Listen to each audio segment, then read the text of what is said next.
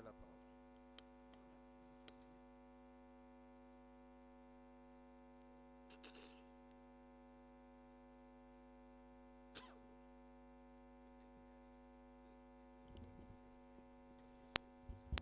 Merci.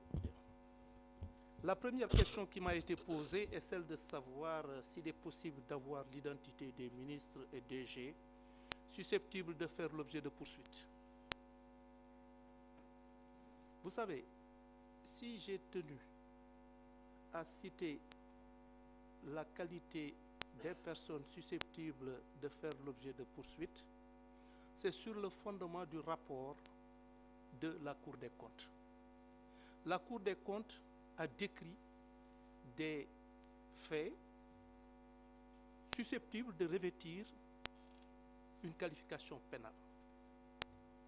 Il y a eu effectivement des malversations qui ont été commises, qui sont présumées avoir été commises, et ces malversations ont été bien décrites et le montant dissipé ou les montants dissipés bien spécifiés. Le problème qui se pose est surtout de savoir qui sont susceptibles, de par leur position, de par la nature des faits dont il est question, qui sont susceptibles d'avoir commis ce genre de malversation. Et la nature de ces infractions, la position des personnes susceptibles d'avoir commis les dites malversations ne peuvent être,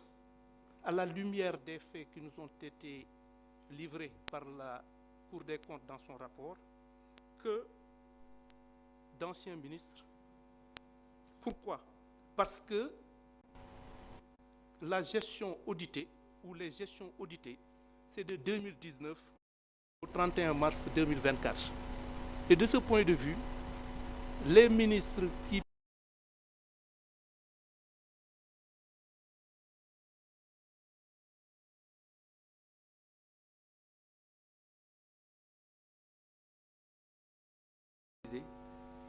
il y a des directeurs généraux durant la même période, des comptables, des gestionnaires et d'autres particuliers sans autre précision. Donc la question est aussi simple. Et le rapport a été publié hier. Que je sois aujourd'hui en mesure de vous dire que tel et tel pourrait être poursuivi, c'est tout simplement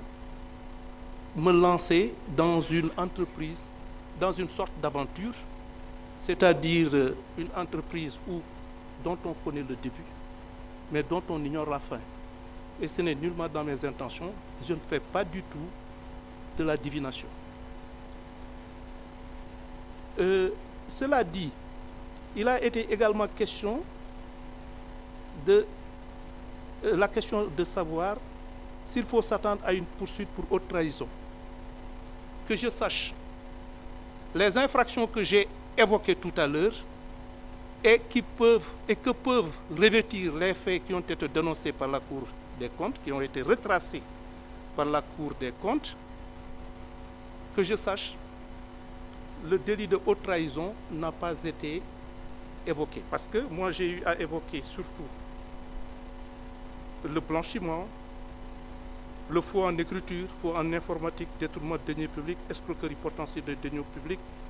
blanchiment d'argent, enrichissement illicite, complicité et recel de ses chefs. Il est vrai que nous sommes dans une dynamique d'enquête. Et une dynamique d'enquête peut aboutir n'importe où. C'est dire donc que, encore une fois, rien n'est exclu. Nous sommes là pour faire toute la lumière sur des faits nébuleux qui ont causé un grave préjudice à notre économie, à notre pays, à notre collectivité. Dire que les faits que nous recherchons vont concerner telle personne ou telle autre personne, vont revêtir telle forme ou telle autre forme, c'est-à-dire pourraient effectivement conduire à l'arrestation ou aux poursuites de tel, je ne pense pas être en mesure de le faire et je n'ai nulle envie d'entrer dans des considérations que je ne maîtrise guère.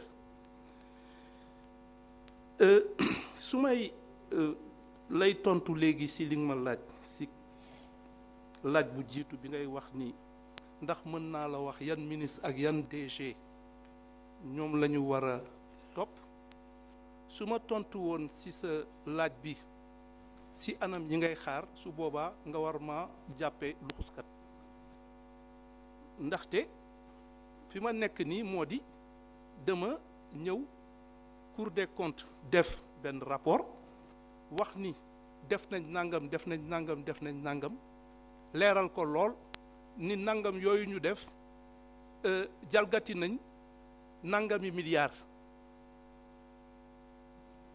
milliards yooyu li ma leen wax moo di ñi nga xamee ni anam yi nga xamee ni moom la ñu saytoo mbir mi waxe ko noonu ñi nga xamee ni ñii ñoo ko mën a def mooy ñii maanaam ay ministres yu fi nekkoon ndaxte jamono jooju ñuy wax moom mooy gestion wu de 2019 au 31 mars 2024 maanaam ministre DG comptable gestionnaire ñoo xamee ni ñii ci jamono yooyu ñoom ñoo nekkoon ci place yi nga xamee ni foofu la ñu nemmeekoo jalgati yooyu ñuy wax donc ñooñu dañ leen di saytu te su ma la waxoon tey jii diw ak diw la nga war maa ragal ndax man mii dañuy soog a tàmbali rek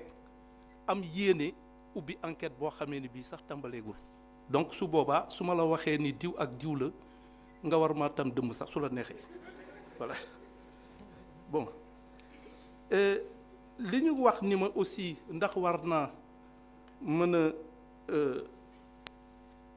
ndax mën nañoo war a topp kenn pour haute trahison si infraction yi ma wax léegi yaakaaruma ni wax naa fi lu jëm si haute trahison infraction yi ma leen limal moom mooy faux en écriture faux en informatique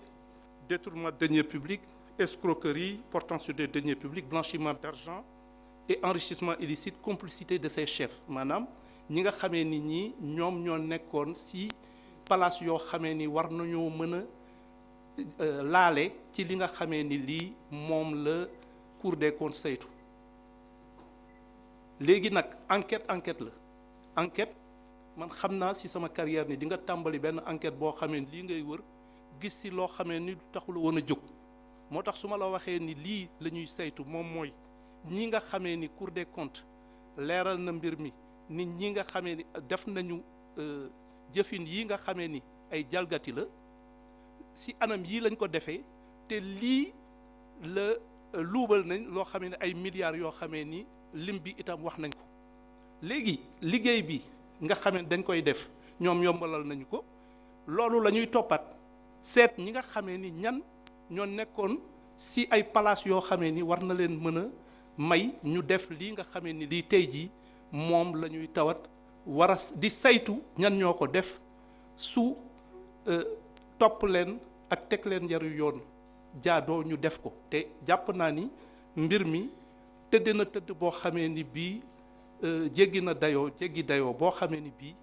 ñooñu dinañ leen seet ba ca war te képp koo xamee ni laale nañ ci dinañ ko seet ba mu leer ñu naññ ni kii war na cee mën a laale te dinañ ko topp te su boobaa comme ni ma ko waxee léegi lépp li nga xam ne yoon daf ko may si àqam ak yelleef ñu sàmmoonteeg loolu waaye du tere képp koo xamee ni kii war nga mën a leeral mbir yi war nañ la cee mën a topp dinañ la ci topp bu leer nañ te su waree yaru yoon te yoon moo koy dogal loolu laa amoon si la leen di wax maa ngi leen di sant di leen gërëm jërëjëf